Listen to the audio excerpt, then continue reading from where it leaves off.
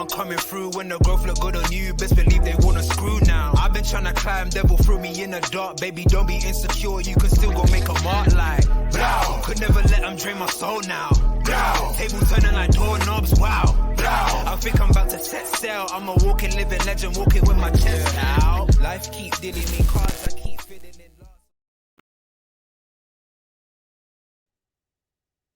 Yes, people. We're back in the building. We're back. It's G. You know what time it is. You know what it is. As you can see, obviously scrolled across the bottom.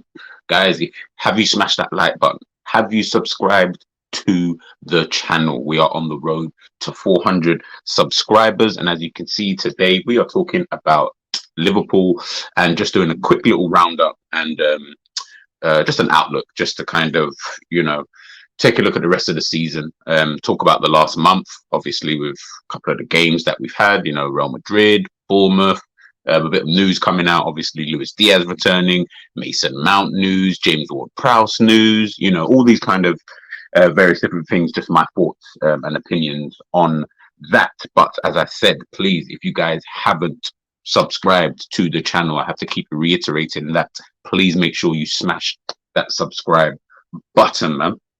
But let's even, let's dive into it, man. Let's dive into it, Big up everybody inside, big up everybody who's watching this right now. So Liverpool, obviously, Liverpool. Yeah, we're back we're going to have been back from international break this weekend. First fixture back after the international break is against Manchester City, 12:30 kickoff at the Etihad. So you already know that doesn't really bode well for Liverpool. You already know what our record is like this season. 12:30 kickoff. So we have been shit. We have been really shit. It's been kind of peaceful. I don't like international football. During these international breaks, I think it's very boring. It's just very mono. If I'm being honest, tedious, whatever. But in terms of the actual break, I do like it because I just like the whole being away from how Liverpool have been really performing this season. Not even necessarily just even on the pitch. I think it's also off the pitch, with a lot of stuff that's going on behind the scenes. It's totally different. Obviously, at least if you're playing well on the pitch or, doing okay on the pitch, it would probably take away from some of the stuff that's going on off the pitch. But the two are both just all over the place, no sporting director, we don't seem to have a medical team, players are constantly getting injured. We hear that, Thiago's picked up another injury or the same injury that he had before. It's going to be a bit longer. I have no idea. Who knows? I might as well be the doctor. You guys watching this might as well be the doctors, because no one seems to actually know what is going on, with the team. And I think that's actually something, as we look ahead to the last few games. Obviously, we've got this man, obviously, coming back into play. Luis Diaz, seen back in training as of today. Today is Thursday. So, big boost, for Liverpool, having this guy back in the first team. Been out for about 5 months, I think it is. He's been out for a minute. He's literally been out for a minute. And I think the worry I have with someone like a Diaz is, one, where does he fit? That's like the first question I have in my mind, is where do you even fit in this team? Because of everything that's been kind of jumbled around, and with the injuries, Klopp's kind of had to, he's changed things around because of the injuries. He's got, he's had Gap over on that side, but most notably, he's had Darwin Núñez over on Luis Diaz's side. Is it just a case of once Diaz is actually fit, and I'm not saying you just throw him in now, but I mean, in a general sense, once he's fit, do you just throw him back into that left wing position? We've spoken extensively, other people, other Liverpool fans, content creators, about best position for Darwin Núñez. Some say up front, some say on the left. We bought him as a striker. I hear both sides of the argument. Through the middle for Liverpool, for me, it doesn't work. I don't think I don't see it really working.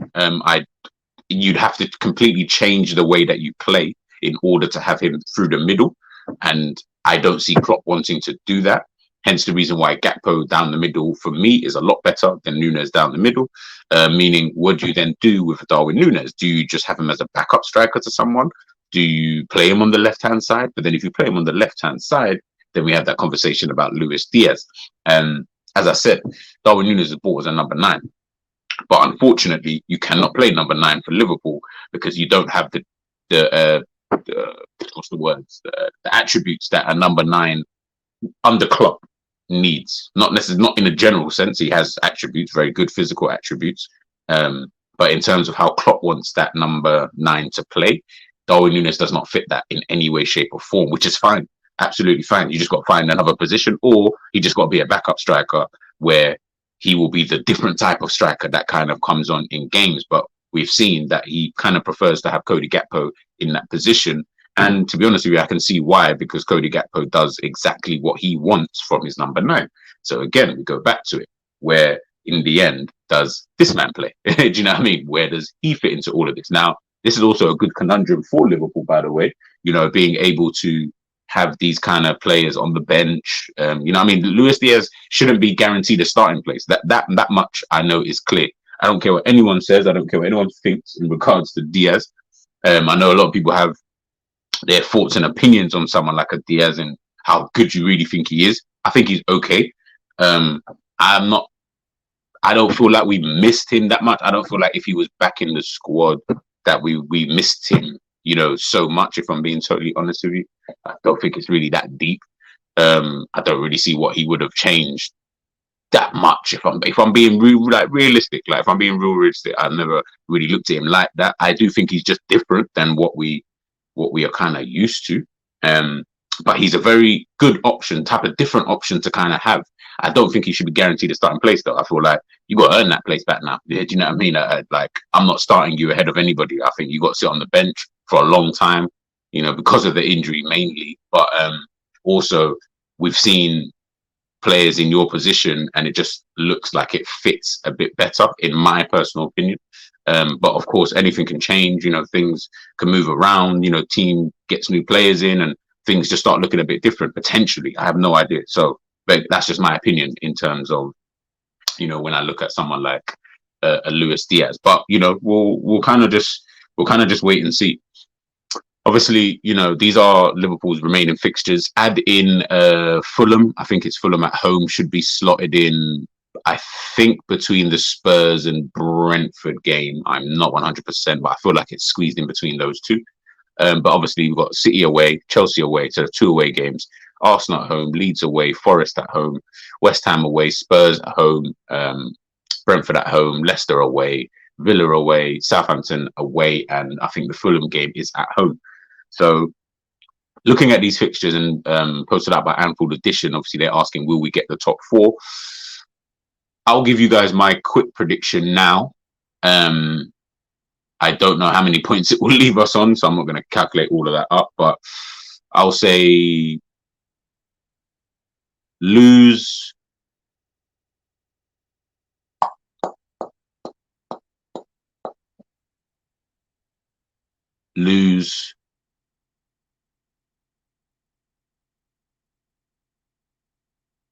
so yeah, first 2 is lose.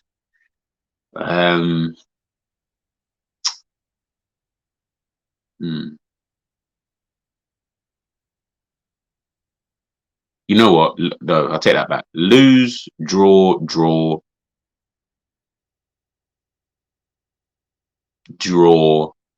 win,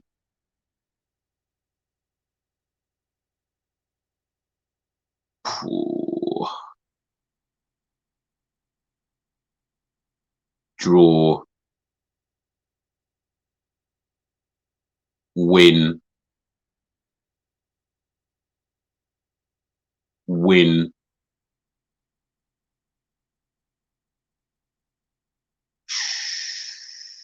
lose, win,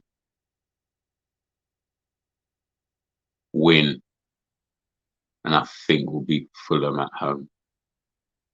Yeah, that's just like early predictions, just based off everything I've seen. So I think we'll lose to Man City. I think it will either be a draw or loss to Chelsea. I think we'll either draw or lose to Arsenal. Um, Leeds away. I don't know why, but I feel like we draw that game. I do. I see a draw. Ellen Road. I think that might be a bit tricky. I think we'll beat Forest. I think we can draw or win against. No, I think it's either win or lose actually against West Ham. I don't even think it will even be a draw. Spurs, I think we'll beat them. Brentford, I think we can. I think we'll beat them. Leicester, win or lose. Villa, I think we'll beat them, and Southampton, I think we'll beat them. So yeah, I'm looking at that. I don't know points wise or whatever, but that's just my early kind of predictions. Again, who knows what's going to even happen? That's the problem with Liverpool this season, is that you just don't know in regards to what kind of Liverpool you're going to get. That's why it's so difficult to really make these predictions. I'm just basing these predictions off of what I've seen of Liverpool. I have zero trust in them anyway, so it's kind of difficult to really put wins out there because I don't trust them really to get wins. You know what I mean? The best I can say is I trust Liverpool to be super inconsistent between now and the end of the season, and that's the best that we can potentially hope for. Whether that inconsistency means that we win, I don't know, the first 5 games after this international break, or we might beat Manchester City, beat Chelsea, beat Arsenal, beat Spurs at home, whoever, all the other big teams we've got left to play. I could see Liverpool doing that. But then I could see us losing to a Leeds, losing to a Leicester, losing to a Southampton, losing to a Forest, be stupid things like that. And it's just that level of inconsistency that, I just don't really know. And it kind of shows it here when we look at Liverpool's last results, in this last month. You got all the way back to the 25th of Feb, drawing against Palace, pathetic. Then you go on to beat Wolves. Then you have that fantastic victory against Manchester United, your arch rivals. But then you go and lose 1-0 to bloody, to Bournemouth.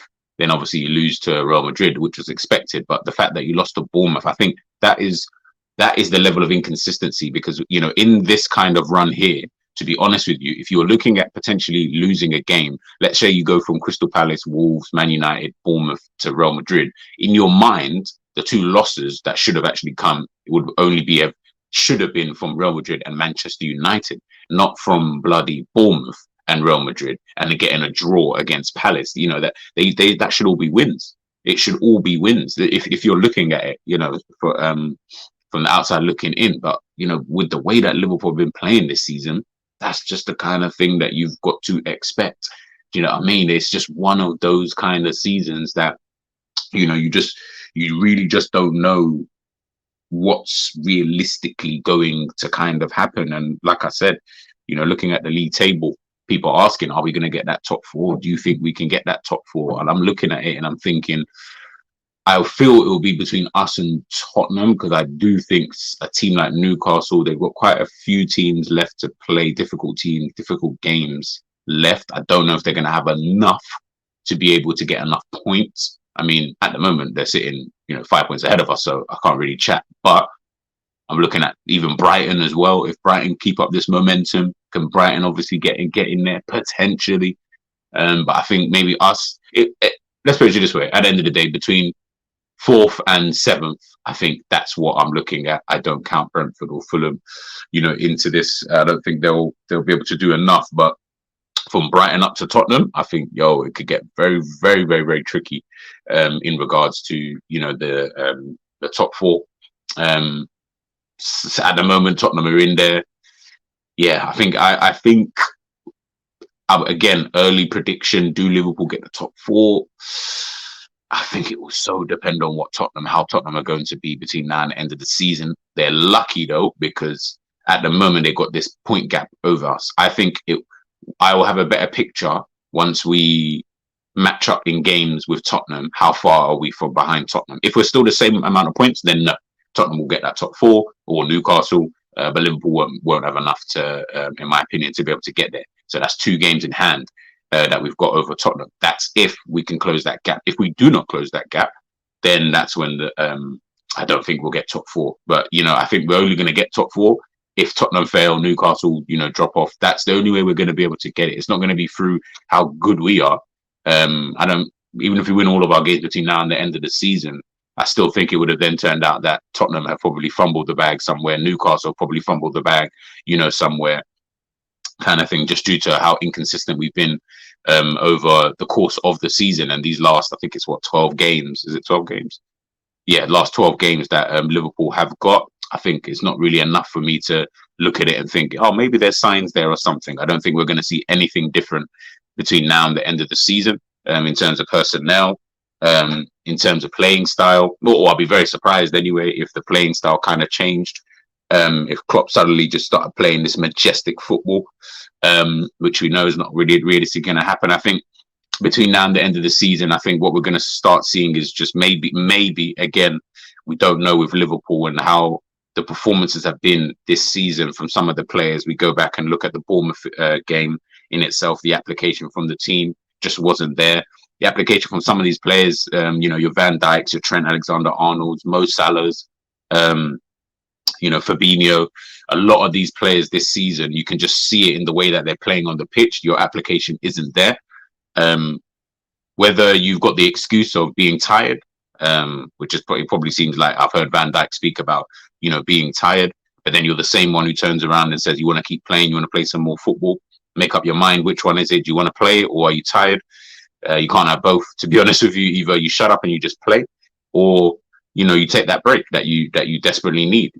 I understand players wanting to help out the team, so to speak, but you're becoming more of a hindrance than anything, purely because you think you need to continuously keep playing, which is fine. Yeah, do you know what I mean? And this is obviously speaking about Van Dijk, because as I said, he's complained about how many games, but then he wants to play every single game. At the end of the day, you don't have to play. You should know in yourself. You should be able to speak with the manager and understand that you may need a bit of rest coming back from such a massive injury. Trent Alexander-Arnold, I think that's more of a conversation for Klopp. And it's more Klopp's fault, the fact that we haven't got a backup right back, or an adequate backup right back, should I say. Not James Milner, not Joseph Gomez, not Calvin Ramsey. None of those, I think, are viable options. I think they are makeshift options. Players that you just shift in, just do a job. You know what I mean? I want a player who's actually going to come in and can actually be a right back, a player who Trent's got to be on his toes. I don't want none of these players to, even Tsimikas, hence the reason why I feel like we should get rid and get a better left back, because I don't want none of these players to be sitting there. The only player realistically probably should be the goalkeeper. Outside of that, none of these players should be sitting there and it's just a foregone conclusion, in regards to your place in the squad. It shouldn't be like that. Trent shouldn't sit there and know. Doesn't really matter, because your options are James Milner at right back. Are you realistically going to do that for too much longer? Not really. That shouldn't be the case. Even with Robbo and Tsimikas on that side, Robbo's looking at it and he's thinking, at the end of the day, it's Tsimikas. Realistically, are you going to bang him out for the whole? No, it's not realistically going to happen. Do you get what I'm trying to say? These guys are not scared. They haven't really got that hunger. These players, when they were coming into the team, it was about showing and impressing. Once you impress, it's about maintaining that. But none of these guys seem to be wanting to do that. And that's what we're seeing this season. I saw a tweet put out the other day and, they were talking about, I think it was James Pearce actually put it out in regards to talking about Luis Diaz coming back and, helping out in this transitional season. Guys, I don't want to hear no Liverpool fan tell me this is a transitional season. That's the biggest cap that I've heard for a long, long, long time. This is not a transitional season for Liverpool. Never was, never has been. Doesn't really matter what's going on during the season. It cannot be deemed a transitional season when you're literally coming off the back of a potential completing football season the previous year. It really doesn't even make sense. You didn't lose that much personnel. To be honest with you, you didn't lose enough key personnel in your team in order for you to call this a transitional season. It was just through lack of planning, both management, owners, poor lack of planning, poor lack of recruitment, has obviously left you guys in this position.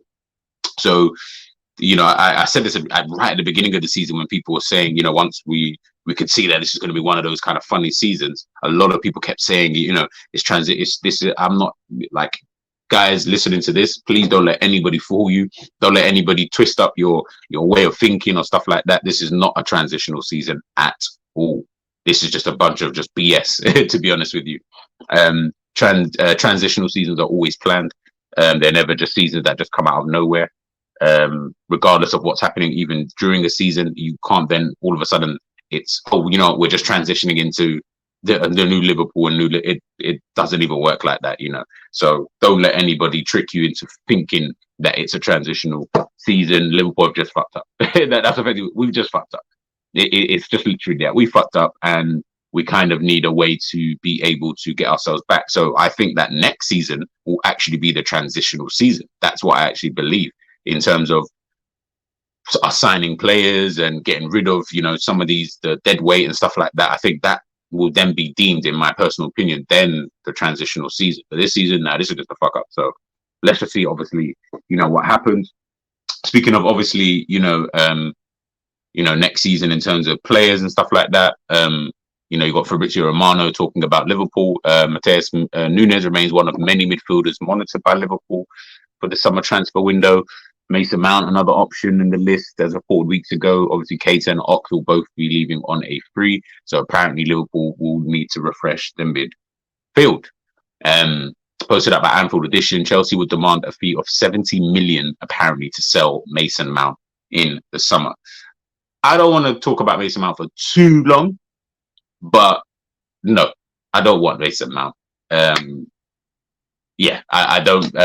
I don't know what boxes he ticks for Liverpool. People keep saying he's a Henderson 2.0, but I actually think they're two completely different players. Henderson can never play on the wing. Henderson couldn't play in attacking midfield.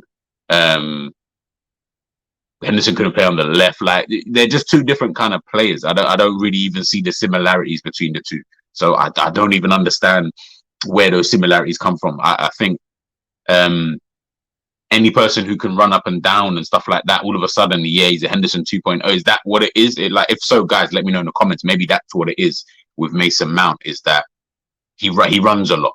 Well, I think he does anyway. He seems to be quite an energetic, kind of Energizer Bunny type of guy. So if that's what it is, then okay, then he's exactly like Jordan Henderson. Fuck it. Then he is Jordan Henderson 2.0. But for me, I think I need a bit more than just that in itself.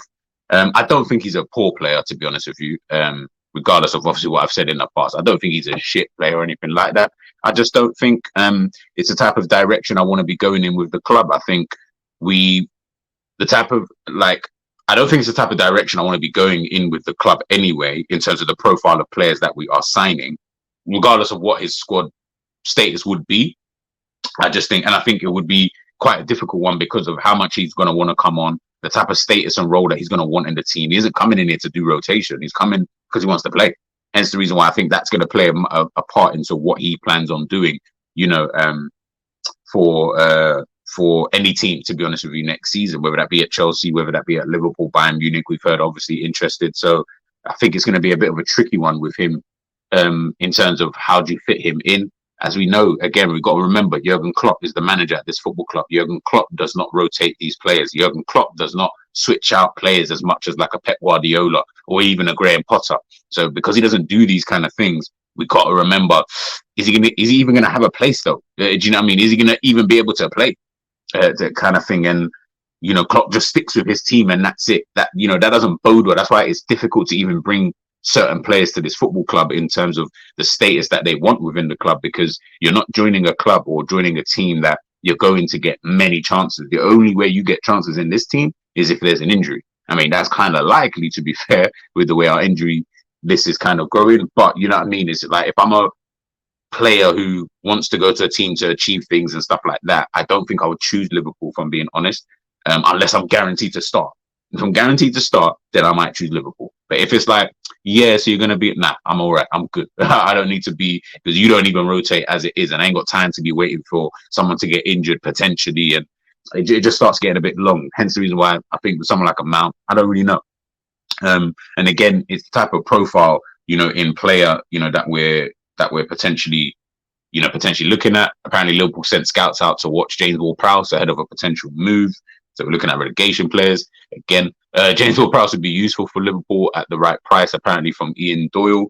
Look, I appreciate everyone's opinions and stuff like that. At the end of the day, if you think he's good, then you think he's good. I do not think none of these two players are the type of players that you look at if you're trying to...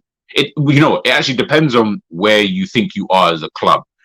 To be fair, it seems like Liverpool have gone so far back in time. It's like we're back in whenever Klopp came in. What was that? 2015, 16. I feel like we are literally back down there.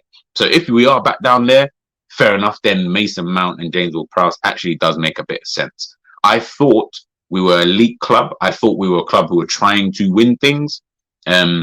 So when you look at that, they're not the type of two signers I'm looking at all. They don't even, in my opinion, fit the profile, which is another issue. Hence the reason why I'm so confused, because Matheus Nunes, Mason Mount, Jude Bellingham, James Ward-Prowse, they all don't really seem. Jude Bellingham, maybe. And even with him, I'm still a bit like, his actual positioning within a team, I don't even think Liverpool have that. I think we're going to end up having to mold him into whatever the hell it is that Klopp wants to mold him into. I don't even know how that's going to work, to be honest, because we've seen what Klopp's like with these young players, man. He's absolutely shit. So that's going to be a funny one to watch how Jude develops under a Jurgen Klopp. But when I look at these other kind of other players, your James Ward-Prowse, your Mason Mount, Matheus Nunes, I just get baffled as to what are you trying to do with them? Like, where do they kind of fit in? Because of how you want your teams to play and what has made your team so successful, what are you trying to do? These guys they are good players, by the way. Like, I do think Mason Mount's decent. I do think James Ward-Prowse is decent-ish. And I do think that Matheus Nunes is decent. So when I look at them as individuals for their own clubs, and I'm like, all right, cool, yeah, for their own clubs in the role that they do, because it seems like Liverpool seem to be the only club that sign players and don't seem to play them in their roles or just get them doing exactly what it is that you signed or that they were actually doing from before. Darwin Núñez, Thiago, Harvey Elliott, all of these kind of players that we just don't seem to get them playing. Cody Gakpo playing in their actual positions. When I'm looking at someone like Núñez, for example, maybe he is probably, let's say, in the mold of a Thiago. If we just had to pick a player out of the three that we've got in there, let's just say he's in the mold of a Thiago. Unfortunately, the mold of Thiago isn't actually what is going to get Liverpool back to winning. That mold of having a Thiago in the team, because we're not using the actual Thiago properly, that isn't going to, in my opinion anyway, it's not going to get you far. To be honest with you, I don't see that getting you far. I think what that will do is Thiago, for example, will always show his quality. Matheus Nunes, I think, could come in and probably show his quality. Eye for a pass, dribbles, get away from players, all of that kind of good stuff. They're all able to do that. And what's now happened with Thiago is that he's come into this team, and all of a sudden you've had the passing master, shall we say, in the Thiago we had, or the tiki-taka one that we had at Barcelona. You then had the one who could control a midfield, from deep. We've now got this one who just seems to be industrial. He's out here making crazy slide tackles. He's out here, getting himself injured all the time. He's out here being the best defender that we have in midfield. I don't even understand, why did you even sign someone? You could have signed anybody to do that, like literally anybody to do that kind of role, because the best of Thiago, we're not even seeing that. What we're seeing is a Liverpool version of that Thiago. And this is probably the worst version of Thiago I've ever seen. This isn't one of the best players. We were talking about prior to him coming to Liverpool that after that season that he had at Bayern Munich, this is one of the best midfielders in the world. Since he's joined Liverpool, he's not even close to that. He's not even close. What he's got is pure talent, and you can see it. That's why people gas him up quite a lot. But to say he's one of the best midfielders in the world, no way. He's not even close. He's not even close to that. There's so many, you could name so many midfielders, central midfielders ahead of this guy, not because he isn't a dope baller. It's because what he's currently doing now with his team isn't really showing us that, this is a guy who's a world-class player. You just see the talent dotted in certain performances. Fans get gassed when they see him doing the whole shimmy and all that all that cute stuff that he's doing. He has to, because Liverpool's midfield is fucking dry. It's full of Brexit guys in there. We've got the most driest midfield out there. No flair, no sauce, no nothing. So of course, when Thiago comes into that, when Thiago's showing his skills and etc. and blah blah blah, it looks good. Of course, it looks good. Do you get what I'm trying to say? You've added salt and pepper to your flipping dry ass milk. You've seasoned it in some way, shape, or form. So of course, it's going to look better. But in the grand scheme of things, so many midfielders have passed this guy since he's joined Liverpool. So that's unfortunate for him. At the end of the day, that's kind of on him, not on him. But, on Klopp as well, in terms of not being able to utilize. Hence the reason why I go back to talking about your players like your James Ward-Prowses, like your Mason Mounts, and, all these kind of players. I look at them, Mateus Nunes. I look at all of these players, and I just think, I don't know if you fit the profile of what Klopp wants from his midfield.